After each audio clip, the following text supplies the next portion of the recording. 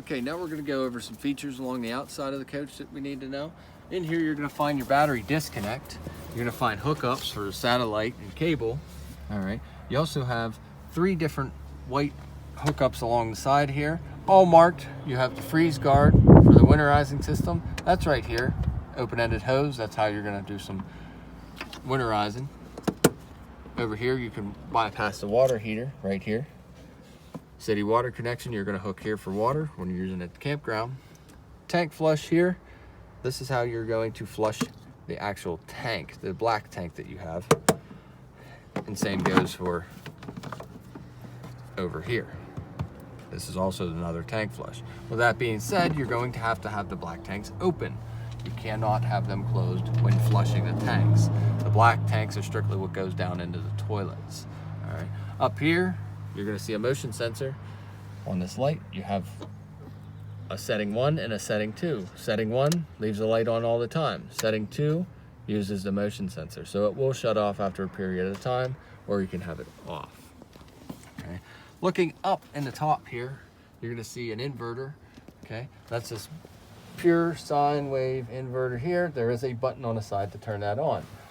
That only operates your refrigerator, so that you have power when you're only running on the batteries.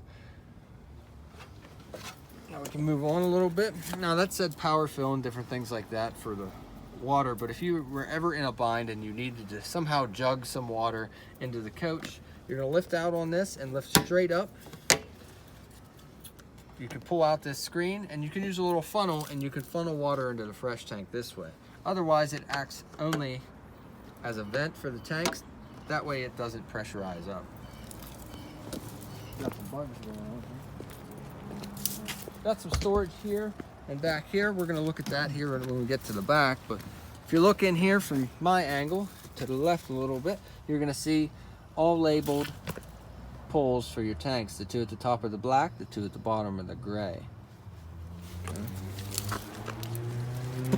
You're going to hook up power to here. You're going to take your cord, plug it into a 50 amp supply, or 30 if you have an adapter. Out here, you have a switch on the tank. Okay, this is for the electric element out here. This has to be on for your electric to work. There's a switch inside to turn this on at your convenience. Otherwise, you can drain it with the end over right here by pulling it out and cleaning it out from time to time to use it in case there's an issue. Another storage all connected. We're going to open it up by looking at the back so you can get a nice clean view of the entire thing. As you can see, that runs pretty good through there. As you already know that this had major storage underneath the rear.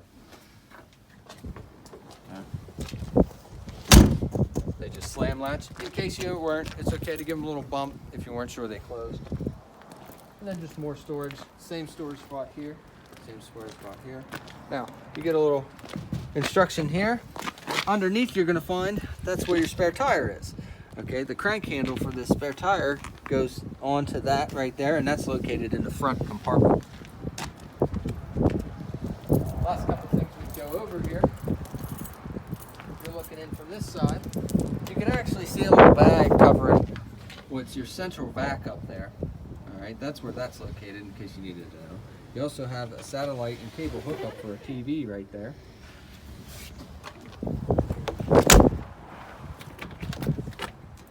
Right here's propane. You're going to have basically a sister tank on the other side where your changeover is located. That will be opposite door side of the unit. We're going to lift this up here. I already have them open. Pull down the clip. That's going to hold your front up. Okay. I'm going to let that open so you can see from the side. But in here's going to be your battery. And right now we got a little jump box on it to help power us up while we're not hooked to power. Okay, and you can actually just undo these and you have a real easy spot to hook up a jump pack. Okay. You have a blue coiled hose that's going to go into the side where the water hookups are, and you're also going to find a battery disconnect here. Okay, this battery disconnect is strictly only used for the inverter. If you don't want to use the inverter, flip that off and that'll be fine. That will never pull or draw any power, but just remember when you want to use the inverter, this needs to be turned on.